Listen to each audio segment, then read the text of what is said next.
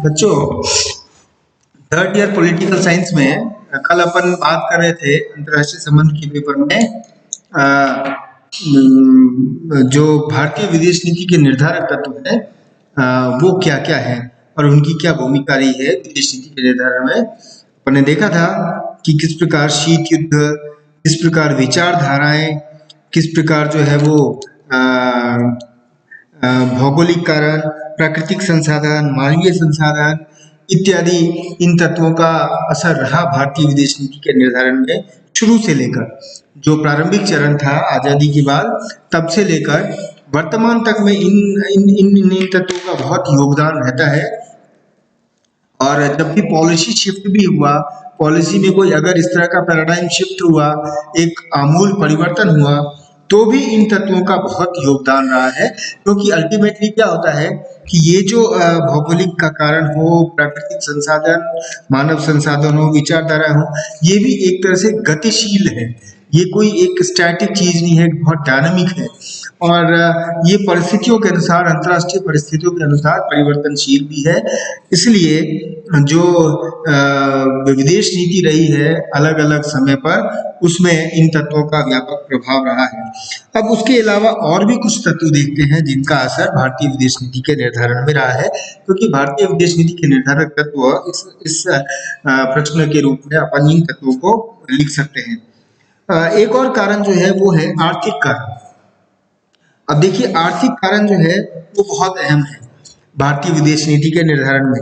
शुरू से लेकर जैसे अपने प्रमुख जो विदेश नीति के विशेषज्ञ हैं जे बंदोपाध्याय, उन्होंने अपनी पुस्तक the making of India foreign policy में भारतीय विदेश नीति के आर्थिक आयाम बताए हैं और इसके तीन प्रमुख जो है वो तत्व अलग अलग हैं।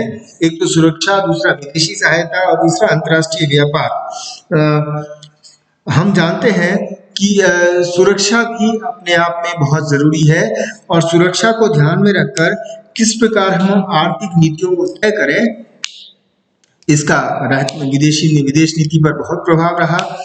WTO के अंतर्गत जो प्रावधान है उसके बाद भारत ने, चाहे वो जो दोहा में बैठक हुई, WTO की विदेश मंत्री की बैठक हुई, या फिर सिंगापुर राउंड ऑफ टॉक्स हुआ, या फिर डावोस में जो ब्रुसेल्स में हुआ, इन सभी बैठकों में भारत ने डटकर कुछ चीजों का प्रतिरोध किया WTO के अंदर प्रावधानों का, खासकर फार्म सब्सिडी, कृषि सब्सिडी के ऊपर जो दबाव था भारत को कृषि सब्सिडी खत्म करने का, खासकर इंटेलेक्चुअल प्रॉपर्टी राइट्स का, है ना, पेटेंट कानून का, इनका विरोध करते हुए भारत ने अपने आर्थिक हितों की रक्षा का भरसक प्रयास किया।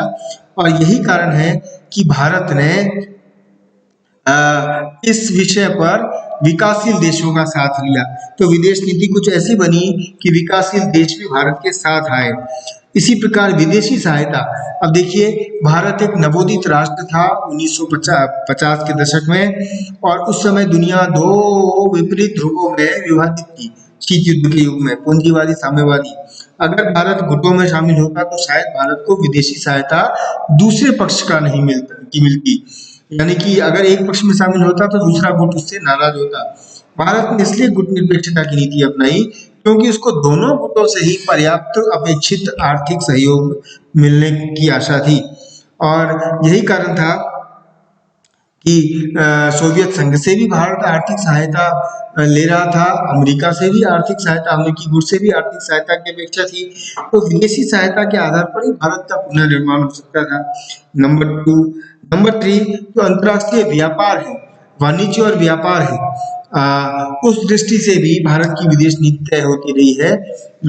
अभी भी हम देखते हैं कि किस प्रकार चीन के साथ हमारे व्यापार जो है का वॉल्यूम बढ़ा है और इस कारण से भी चीन जो है वो काफी डिपेंडेंट है, चाहे वो गलवान घाटी का विवाद हो, चाहे LAC का विवाद हो, या फिर भारत का NSG ग्रुप में शामिल होने का विवाद हो। इन सभी विषय पर चीन ने हालांकि भारत को ब्लॉक किया, भारत को एक प्रकार से अंतर्राष्ट्रीय स्तर पर परेशान करने की कोशिश की है, लेकिन व्यापार का वॉल्यूम इतना ज्यादा है चीन का, खासकर निर्यात भारत को इतना है कि चीन उन व्यापारिक हितों को ध्यान में रखकर भी भारत को एक बार की बहुत ज्यादा आइसोलेट नहीं कर सकता। तो भारत की एक आर्थिक ताकत भी है, भारत का बड़ा जो बाजार भी है। यही कारण है कि अमेरिका भी काफी भारत के प्रति झुका हुआ है। अमेरिका ने भारत की उन चिंताओं से भी सहमति व्यक्त की, आतंकवाद के संबंध में, पड़ोसी से क्रॉस बॉर्डर टेररिज्म के संबंध में। और कई लोग इसके पीछे आर्थिक कारण भी विदेशी अंतर्राष्ट्रीय व्यापार को भी बताते हैं। तो भारत का बृहद बाजार और अंतर्राष्ट्रीय व्यापार में भारत की भूमिका, बढ़ती हुई भूमिका, है ना।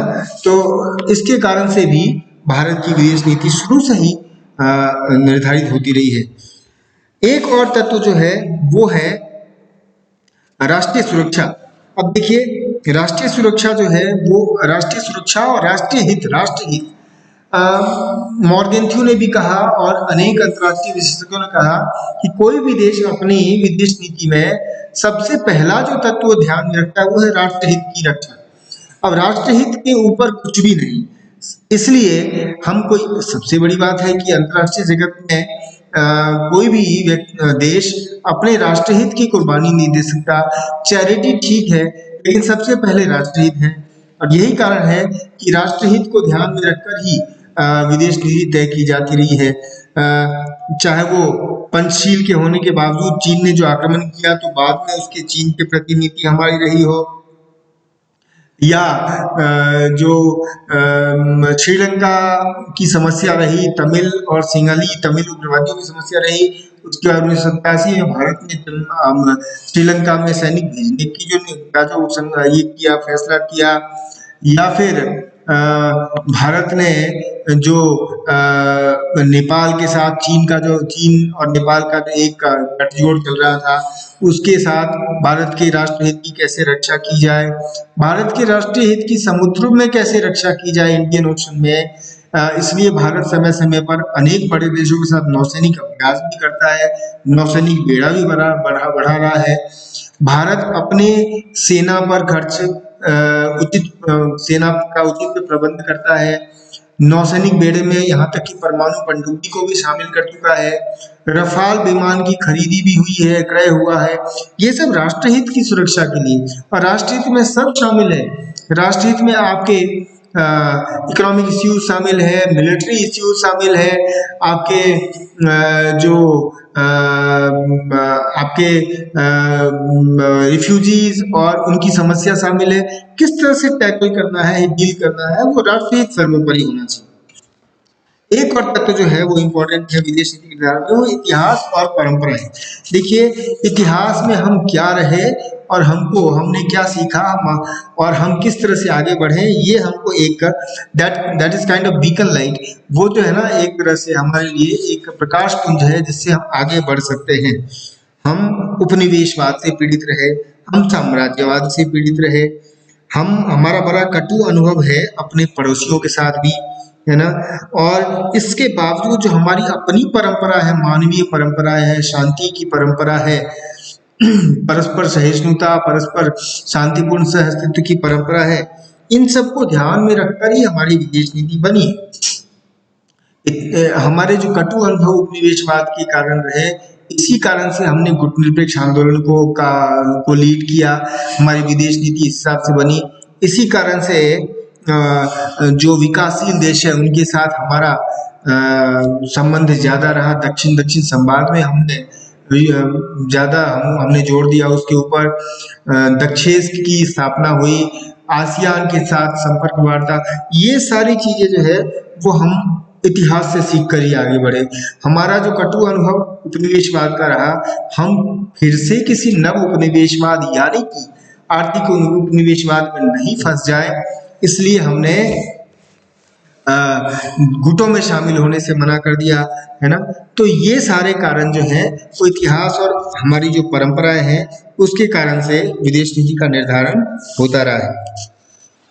एक और कारण जो है वो है प्रतिरक्षा। अब प्रतिरक्षा के कारण, प्रतिरक्षा जो है देश की सुरक्षा, सीमाओं की सुरक्षा, इसके कारण से भी हमारी विदेश नीति उचित परिवर्तन करती है अपने आप को, चाहे वो 1968 का एनपीटी होने के बावजूद, सीटीबीटी होने के बावजूद इसका विरोध करना और 1998 में परमाणु विस्फोट करते हुए घोषणा करना कि हम परमाणु शक्ति संपन्न हो गए हैं, क्योंकि हम हमारे पड़ोस में चीन और पाकिस्तान भी परमाणु शक्ति संपन्न है। तो हमने प्रतिरक्षा के लिए शस्त्र भी लिए, चाहे बोफोर्स तोप से लेकर अभी रफाल तक। तो ये जो है, हमने अपने सेना को मजबूत किया, हमने अपनी सीमाओं को मजबूत किया, हमने कठिन परिस्थितियों के बावजूद सियाचिन जैसे ग्लेशियर तक की रक्षा की। प्रतिरक्षा के कारण से जो हमारी नीति बनी, उसने विदेश नीति को बहुत प्रभावित किया। एक और कारण है विदेश नीति के निर्धारक तत्व में, वो है व्यक्तित्व, नेतृत्व और व्यक्तित्व। यानी कि राष्ट्रीय नेतृत्व जो है, उसने विदेश नीति को हर बार बहुत प्रभावित किया है। पंडित नेहरू के समय ही जो गुटनिरपेक्ष आंदोलन था, भारतीय विदेश नीति का एक आधार स्तंभ बना, क्योंकि पंडित नेहरू का शुरू से ही एक शांतिवादी दृष्टिकोण रहा और गुट निरपेक्ष दृष्टिकोण रहा। गुटों से इतर हम विकासशील देश होने के कारण विकास करें, और इसलिए हमने गुटनिरपेक्ष आंदोलन को स्वीकार किया। हमने इसलिए गुटों से अलग रहना स्वीकार किया। हमने भारतीय विदेश नीति ने पंचशील को आधार बनाया, शांतिपूर्ण सहअस्तित्व को आधार बनाया। तो ये जो है, और उसके बाद से हम देखते हैं कई बार राष्ट्रीय नेतृत्व का बहुत जरा उनकी जो अपनी एक तरह से नीति रही है, व्यक्तित्व रहा है, उसने प्रभावित किया। इंदिरा गांधी का, नरसिम्हा राव का, या फिर बाद के अनेक प्रधानमंत्रियों का, मोदी जी का, ये जो एक लुक ईस्ट, एक्ट ईस्ट, ये सारी नीतियां, अटल बिहारी वाजपेयी का, ये सारी नीतियां जो रही है ना, ये राष्ट्रीय नेतृत्व के अपने खास प्राथमिकताओं को भी दर्शाता रहा है। एक और जो है कारण है, वो है आंतरिक शक्ति और दबाव। भाई आंतरिक दबाव और आंतरिक राजनीति का भी विदेश नीति पर प्रभाव पड़ता है। भारत ने लंबे समय तक फिलिस्तीन का समर्थन किया, इजराइल का विरोध किया। उसका कारण कहीं ना कहीं आंतरिक राजनीति भी थी, आंतरिक दबाव भी था कि भाई उसके कारण से हमारे अल्पसंख्यक नाराज नहीं हो जाए अगर हम इजराइल के साथ जाएंगे। हालांकि 1991 के बाद से इजराइल से हमारे निकटता बढ़ने लग गई, लेकिन लंबे समय तक ऐसी नीति रही। श्रीलंका में श्रीलंका की जो नीति रही, श्रीलंका में जो लिट्टे और उग्रवादियों की समस्या रही, उसमें तमिलनाडु प्रांत की राजनीति ने काफी प्रभावित किया। तो ये जो है, ये आंतरिक राजनीति और आंतरिक दबाव भी काफी विदेश नीति को प्रभावित करता रहा है। ये बहुत सारे कारण जिससे जो विदेश नीति के, भारतीय विदेश नीति के निर्धारक तत्व माने जा सकते हैं। और जब इस तरह का प्रश्न आएगा, भारत की विदेश नीति के निर्धारक तत्वों की व्याख्या करें, तो अपन ऐसा लिख सकते हैं, इन तत्वों को लिख सकते हैं।